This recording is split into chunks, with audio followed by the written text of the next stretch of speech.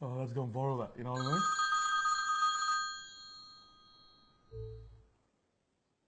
Yeah, what do you want? I'll be home when I'm ready. Did you make food or not? Look, how many times I'll tell you not to do that?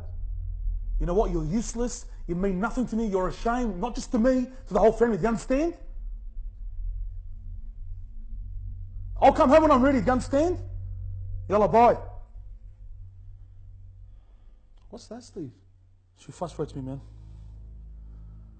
I can't take it anymore. I've been having dramas for the last couple of years. It's only getting worse. I'm over it.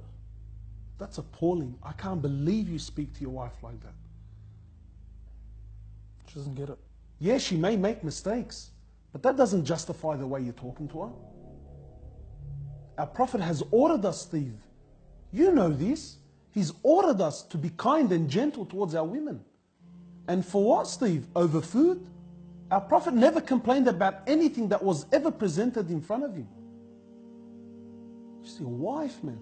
This is a trust. It's a trust from Allah. Someone's daughter. That's someone's sister.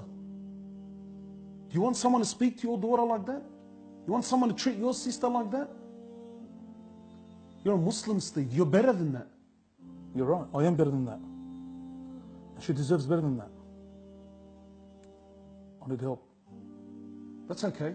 We all need help at one stage. Seeking help, Steve, doesn't make you less of a man.